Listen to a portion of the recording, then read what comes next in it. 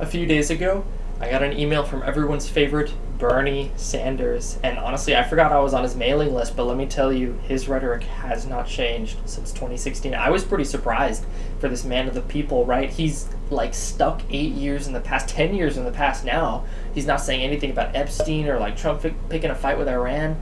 It was honestly pretty surprising. I'd expect him to be more in tune, and he usually is, but anyway. As for the email itself, he's making some good points. He's talking about like the plight of working people, billionaires controlling politics, right? Nothing new, healthcare, stuff like that. But at the same time, he's doing some political posturing. You know, he's touching on points like gerrymandering, what they're doing in Texas, how evil it is, right?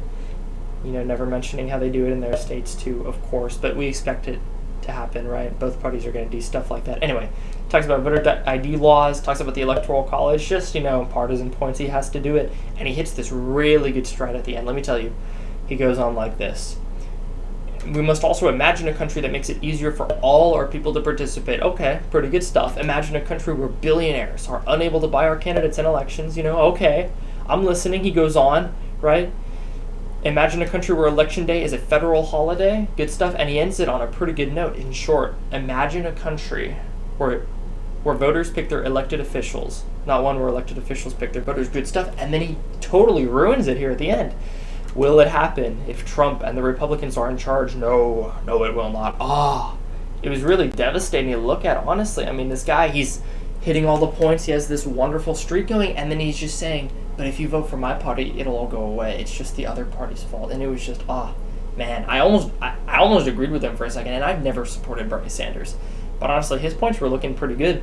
And this all brings me to the main point today, which is that there is no serious opposition to the unit party.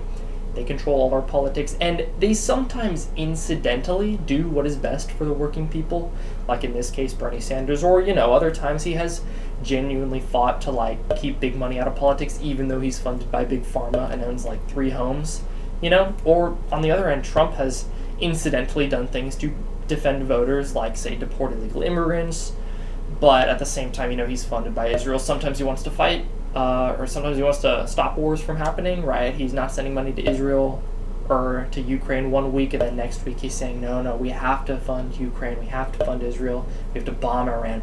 Point is, they do not have your interests in mind. There is no reason for them to have their interests in mind because you don't fund them. The big money funds them. That's who they're loyal to, that's who they support.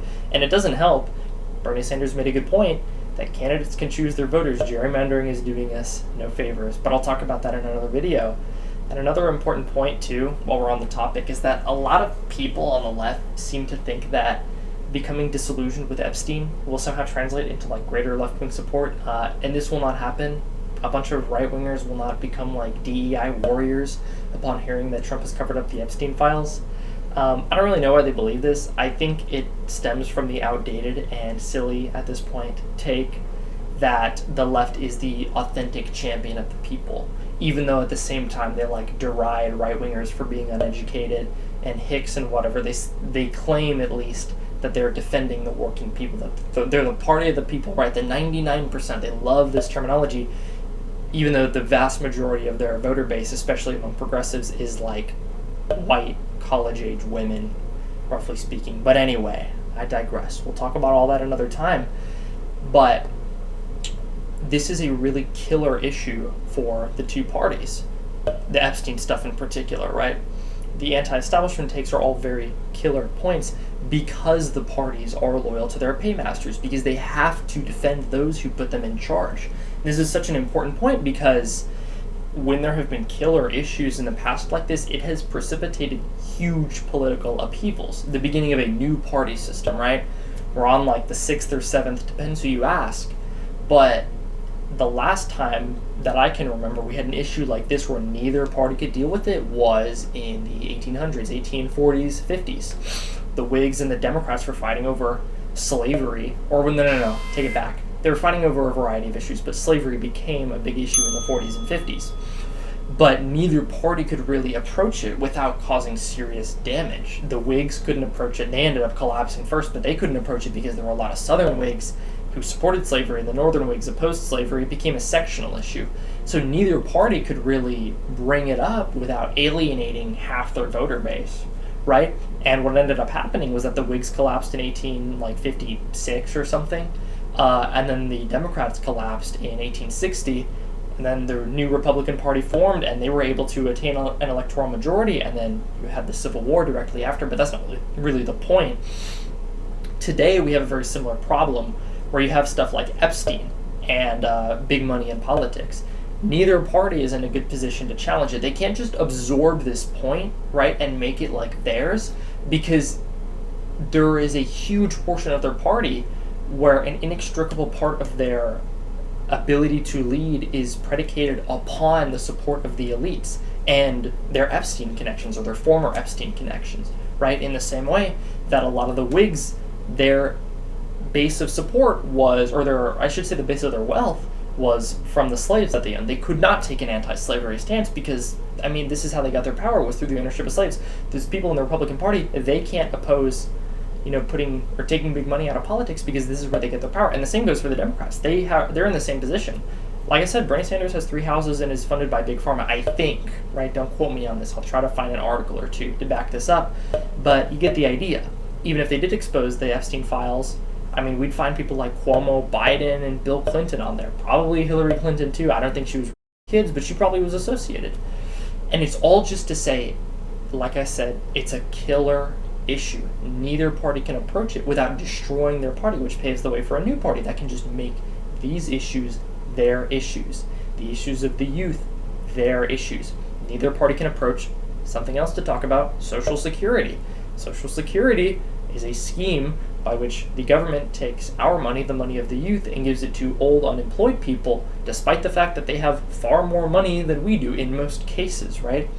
I don't think many people would seriously contest that, like, people our age, for the most part, are going to need the money more. There is also no debate that old people tend to have more money. But anyway, Social Security, Epstein, big money in politics, these are all killer issues. The two parties cannot deal with them, and that's why I think there's a good chance, this moment, in the coming weeks, months, years, decades, for a new party to rise, and that's what I'm seriously advocating for. I think people should follow, subscribe, like the video, and there's other people out there who want this stuff. I'm in communication with some people, and there is serious desire for a third party. I'm just one person, right? Just a guy, nothing special, no big connections, right? I'm just talking to people on the street, at school, whatever, but there is a desire for it, and I know that if you guys are committed, we could make something happen.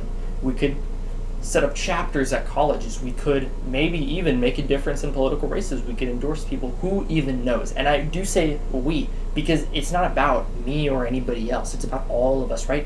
It's a movement for the people, right? We could call it a populist movement. But anyway, these issues aren't going to go away just because we want them to go away.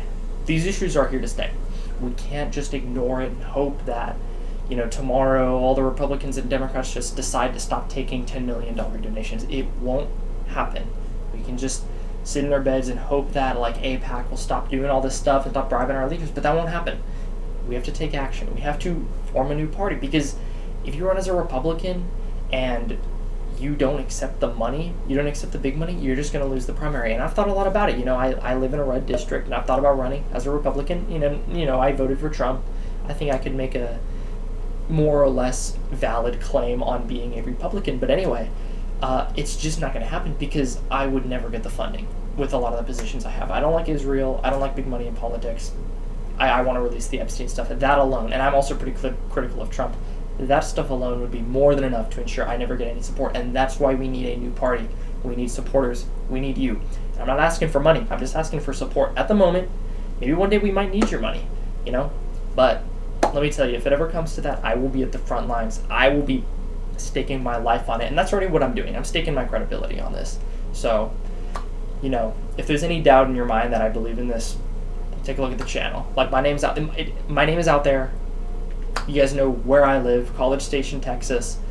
Like, I believe this stuff. I believe there is a way forward, and I want you guys to believe it too. That's why I do this. But anyway, I've yapped for quite a while now. Subscribe, spread the word, share the video, like the video, and I'll see you next time.